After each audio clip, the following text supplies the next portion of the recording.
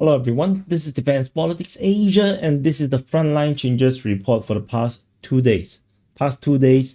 And it's for the day of 1284 to 1285 for the 30th to 31st of August, basically the last 2 days of August. And the Frontline Changes basically is very similar to the previous Frontline Changes report 2 days ago. It's a mixed bag. The Ukrainians are still on their counteroffensive, so there's a mix of both Russian and Ukrainian captures, and the numbers are looking to be pretty close. So we're going to start off the frontline change over at Rikudu. So over in the Oskil front again. So this is Oskil, and over in the Rikudu region, we have geolocation of Ukrainian forces basically at this position. So that means the Ukrainians have advanced further into Rikudu since the previous frontline changes. So the battle at Rikudu continues. The geolocation signals that they are under fire, so the fighting is probably ongoing. The Russians are trying to prevent the fall of Rikudu. So the advance here is around 700 meters. So it's very contested, I guess. So that's the frontline change over at Rikudu. The next frontline change is over in Zarishne.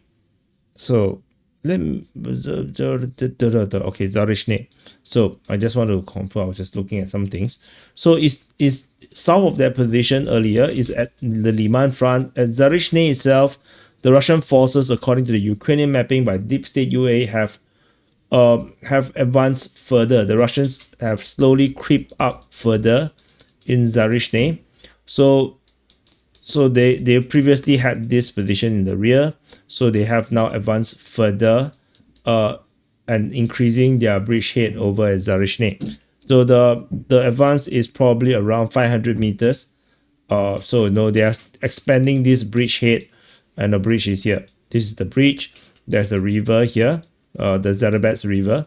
So the Russians have basically penetrate past and try to expand the bridgehead in Zarishne. So that's the frontline change over in Zarishne.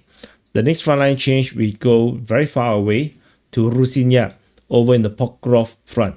So this is Pokrovsk, and this is the northern flank.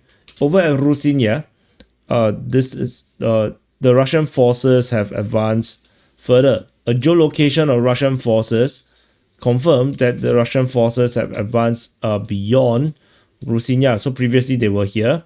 So now they have expanded further, and this confirms the full capture of Rusinya by the Russian forces. So Russian forces have basically captured Rusinya with this geolocation. So the advance here is around 700 meters. So the Russians have advanced in this sector of the Pokrovsk front. After Rusinya, the next frontline change is nearby over as Sofievka. So Sofievka is over here. The Russian forces have advanced down this gully. Geolocation confirms the Russian advance in this sector here.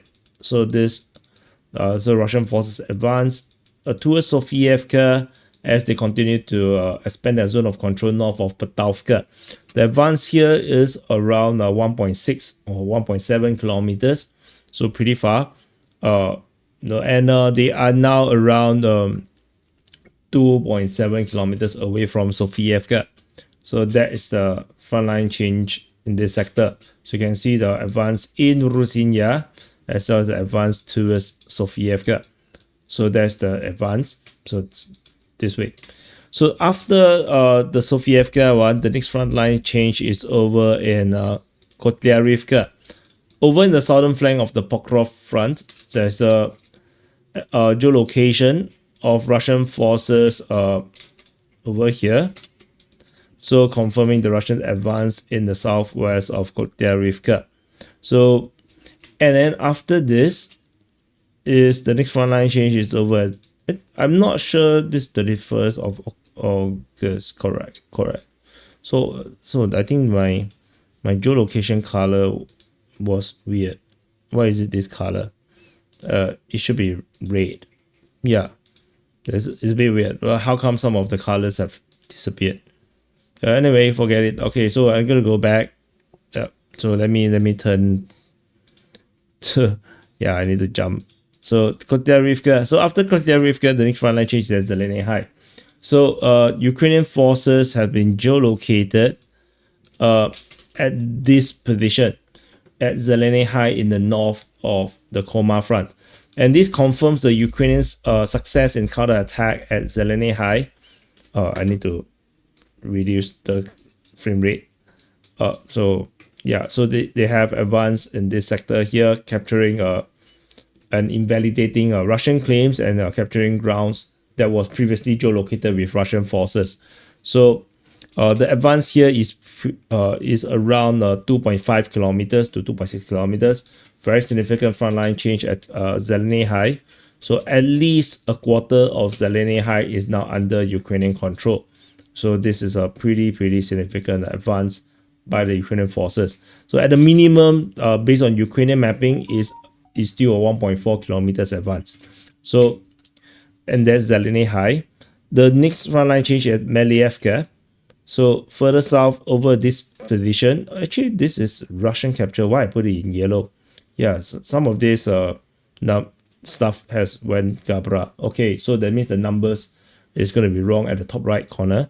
So this is actually geolocated. This is a mapping by Deep State UA. So the pro-Ukrainian mapping have updated the map around Malfka. So previously they have mapped it until here.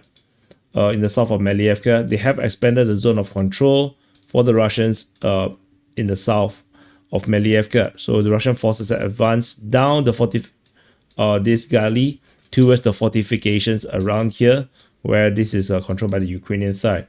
And so the mapping is starting to get very complicated in this sector here, because the Russians do have some confirmed mapping due to the geolocation of Russian forces over there. And then in the south, we have the Russian forces capture of Kishuvah. So the mapping here is looking really weird. So I think the next frontline change or SIPRAP probably will have a much more clearer mapping. But no, I have drawn the general mapping, the front line right now. So hopefully this helps. The advance in this one is pretty far away. It's 3.8 kilometers. Sorry, 3.6 kilometers.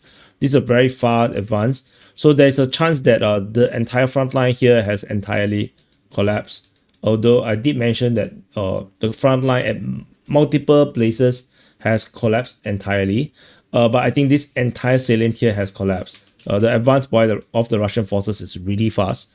And there's one more frontline change is at Kishuvah. This, of all the frontline changes, this is the only one that is 2 days ago. All the frontline changes I've said so far is all over the past 24 hours.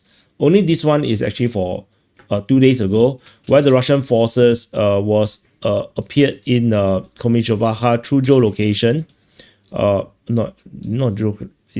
This geolocation. Where is my geolocation? Yeah, I think it's gone. Okay, it's gone. So anyway, yeah, that was another mapping. So the Russian forces were geolocated around here, raising the flag, confirming the Russians' advance in Kishuvah. So that's the capture over here. So this marked together with the one in the north by the Ukrainian mapping. This is looking really confusing. This is a salient, and this salient is probably rather impossible, or at least it's very impossible to hold. So that's the advance, that's the Russians' advance here. So these are all the frontline changes over the past 2 days. Most of it is over the past 24 hours. So we're going to do some calculation, but the calculation here is a bit wrong. Give me a second, let me fix it. So 1 second. I've updated the numbers. End up is actually not as close as I thought it was. Yeah, because I mapped one of the frontline changed the wrong color. Yeah, confused myself. So let's do some calculation. The Ukrainians captured 0.28 plus 3.8, which is 4.08 square kilometers. So this is very little as compared to the previous frontline changes report, which was 2 days ago at 11.24 square kilometers, which is more than the Russians capture. The Russians have definitely captured more right now due to my correction.